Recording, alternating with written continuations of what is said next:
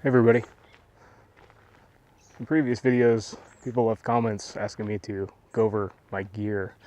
And I just got back from a ride. I'm in a OHV campground and I had all this stuff out, so I figure that would be a good time to show you. I'm going to start off with probably the number one tip I can give you, and that is the company Shock Doctor. Now, these are the first few items in front of me here. They're mostly a base layer, but what they are is a shirt and pants and other gear that have little foam pieces sewn into the clothing. Now here's my shirt. So this is a t-shirt, and you can see it's got shoulder pads. It's got a little pad in the spine, and it's got pads on the ribs also. Now it's also synthetic fabric, so it doesn't absorb moisture, rain, sweat, that kind of stuff. And so it's a great base layer. It's also very compression oriented. Now this line of stuff is made for sporting activities, you know, football, hockey, lacrosse, that kind of stuff. And so it's more of an athletic fit, I would think, normally, but you know, you just go up a size. Like, this is the shirt.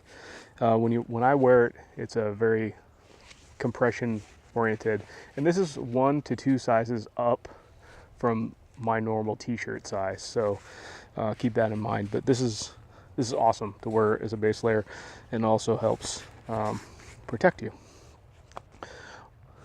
I also have pairs of shorts that I also like to wear, so you can see the same concept. Pads in the thighs, pads in the hip area, pads on the tailbone going around, and then also a pocket built in for a cup. You don't want to hurt those while you're on the trail. Anyway, awesome for street riding, awesome for trail riding. I like having these. Next pair of Shock Doctor things I have is forearm guards. These just, you know, slip right on. And this is something I added after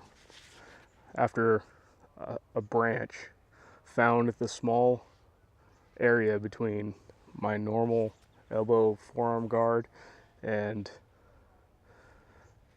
the other armor I was wearing, and it hit me at impact on the trail to where I could have swore I broke my arm. It hurt bad for most of the day.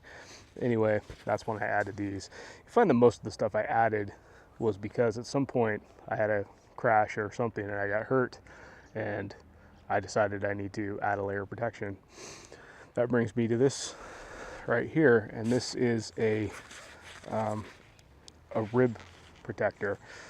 And the last really bad crash I had was on a gravel road doing about 40 miles an hour. The front tire caught a rut or a groove, pulled me totally offline, tank slapper, high-sided, and landed basically on my front right hand side, basically right on the edge of my rib here. And most rib protection, like in this shirt, is going to protect your, you know, your extreme sides, like your ribs down here. But what I wanted was something to protect up front and maybe even the lower part of my breastbone. And I found this online. It was pretty cheap. You know, I'm a value-oriented guy. I like decent stuff, but I'll spend money when I need to. But I try to keep it as cheap as possible, and that's where you find that value as a baseline. So this is a rib protector, and this goes around and will strap up front. Originally, it was an actual vest. Had a fabric that you kind of pull yourself, put on yourself. But for the size I need, I'm a bigger guy. And where the placement of the protector that I wanted up higher, all that material was just useless. It was flopping and I hated it. So basically I just cut it off, and now I just wear this with the Velcro straps. It pretty much holds it in place with all my other gear, but what these are, they sell them as lacrosse rib protection vest, and like $18 Amazon. And what I like about it is it's got it's got these individual pieces, so they kind of form around you, but then when it comes to the pad, there's a hard part on top of a softer part, and then the whole interior is pretty much a foam pad. So for me, it was exactly what I was looking for as an extra layer of protection for my ribs. Base layers, I like going with synthetic materials. This is just, underwear, but go with synthetics instead of cottons and stuff. It'll wick and it won't absorb that moisture, and it'll help chafing and things like that. I also put an example here. I like a nice long boot sock, and again, synthetic materials I find are better. Now, I'd love to tell you to go out and just buy a bunch of motocross gear. That doesn't happen to work for me. It may or may not work for you. When riding off-road, I typically find I like just a pair of jeans.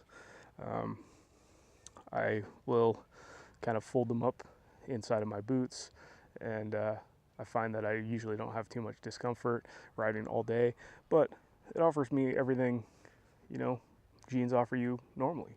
A bunch of pockets and just the comfort of a pair of jeans. I like it. I don't fit most pants off the rack. I'm a shorter dude, I'm a bigger dude, and so most off-road pants, whether outside the boot or inside the boot, they're just going to be too long for me for the size I would need girth-wise. And so I can wear my pair of jeans, put that stuff on, put this over top. You see I have suspenders, keeps everything up. I attach to it my personal locator beacon. That way I always have that on my person for when I do crash. Firearm holster, that's up to your discretion on whether or not you want to add that to your system, but just a simple pair of jeans. Knee pads. I love to have some form of knee pad.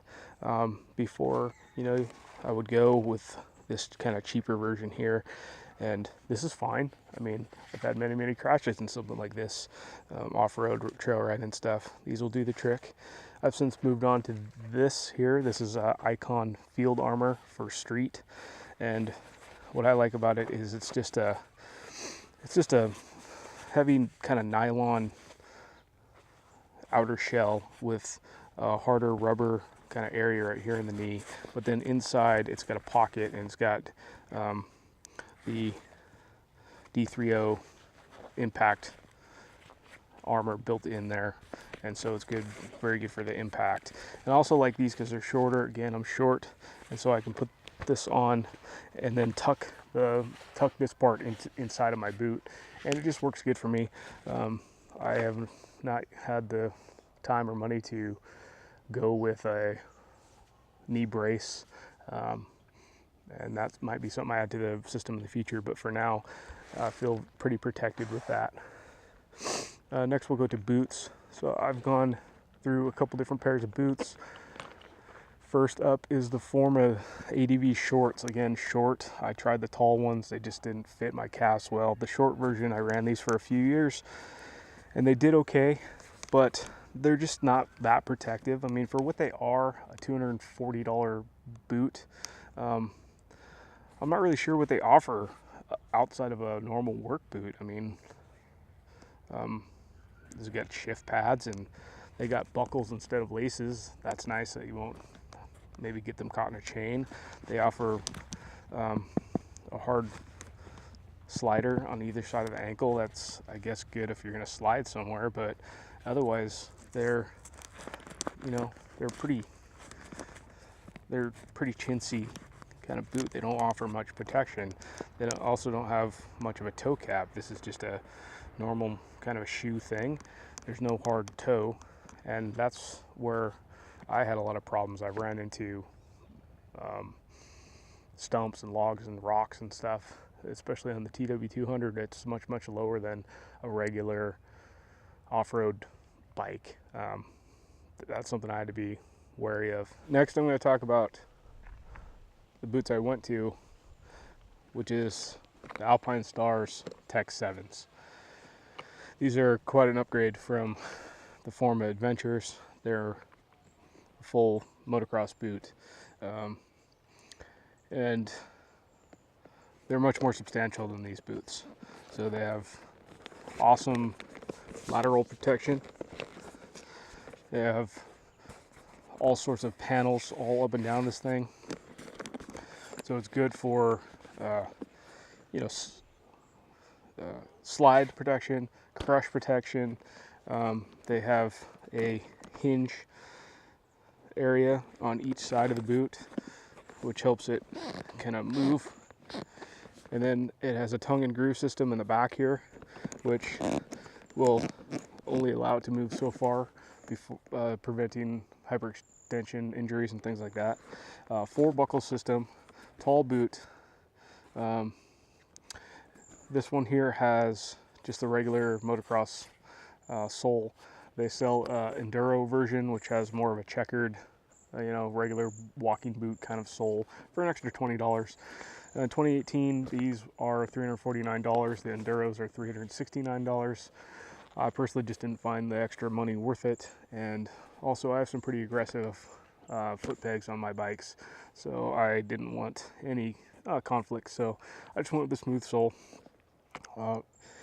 Anyway, these things are awesome, and the main reason I got them is for comfort. They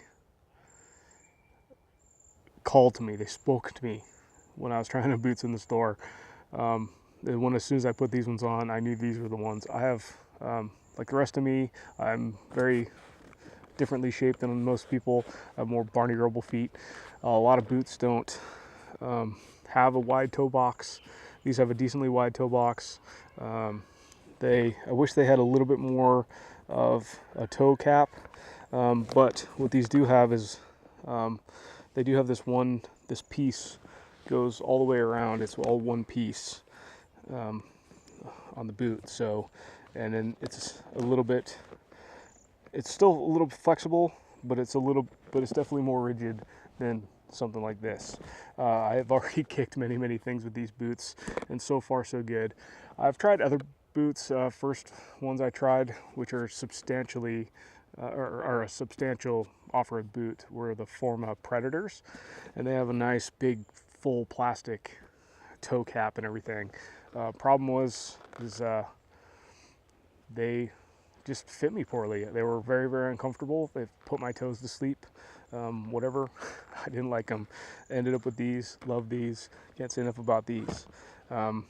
Tech 7, that's the last step you can go before you need it. The internal booty. The Tech 8s, the Tech 10s, they have an extra little booty that you got to put on before you put your whole foot into the boot. I didn't like that. I love these. Fit well, are reasonably protective, reasonably priced, and very comfortable. Love those. Next, I'll talk about the helmet. I'm not going to say too much about helmets, guys. I mean, I'll let you pick your helmet. There's various opinions on the internet. This is just a G-Max GM11D. It's the first helmet I ever got. I pretty much just wear it off-road. It's very airy. It's got a nice wide area of view. The visor tucks all the way up in here and doesn't obstruct at all when it's up. That's one thing I loved. They sell a double shield. It's not a pin lock like other kind of manufacturers go with, but it's actually a sealed second layer inside there, so you can just buy that whole kind of thing separately, and it helps with fogging and stuff like that during the spring and fall months, winter months. Anyway, I love that. Some people have asked about my camera system. So I have a Garmin Ultra 30 that I mount on the chin of my helmet, and this is Pro Shot Cam is the one who makes this. They're like 30 bucks. but it's basically it's a heavy-duty Velcro system. You just put it on your helmet, and then it presses on there. What's nice about that is, you know, if you get in a crash or whatever, that can just tear away. But also, I like how it's sleek. It uses the GoPro kind of system here. I mount it low and kind of angled up, so it's out of my field of view. Anyway, I feel like the chin mount is just probably the best point of view of all the different options out there for that. Anyway, I'm not going to say too much more about helmets, other than you notice mine has a lot of white in this color scheme. I've gone to like white and more brighter colors. Helps to be seen in the woods. Same would be said for your pants and a jersey, if possible. Like anything that will help contrast your location. I mean, this isn't going to be very great in the snow, I've realized in some of my videos, but in a green forest like this, this is awesome. Helps be seen, helps prevent crashes on these tight trails where there's other riders. It's the one time I really love seeing the KTM orange, is that on the trail in the middle of a green forest, you can really see that blaze orange pop, and helps prevent crashes. So I highly recommend you guys keep that in mind, and consider that for your future purchases on gear. Last but certainly not least is my EVS Ballistic Jersey. This thing's been awesome. I've had this ever since I've had the TW, like 4 years now. But this is, you know, it's basically a shirt. You put it on, you zip it up in the front. It's got sewn in, built-in hard cap protectors, the shoulders, forearm, elbow articulates, spinal area all the way down to the tailbone articulates. It's got a nice big pocket here that was designed to put in a water bladder. A 2-liter water bladder fits in here. It's awesome. No need for a second Camelback backpack or to put something in your tank bag. I love that about this thing. It's got some soft areas of armor also in places. It's got a kidney belt, which I love cinching up, keeping things in place. Anyway, I can't say enough about this. I'd really love to see more people wear more protection out there when you're riding, and this is a good way to do it. I normally just put it over top of my Shock Doctor shirt, my base layers, and then I usually just put a normal off-road jersey over top of that, something lightweight, just to keep the dust off and to also help me be seen. I usually wear something white or brighter colored for that. But anyway, guys, hopefully you enjoyed this. Sorry it took so long. Go ahead and leave me questions and comments down below. Thanks. Have a good time.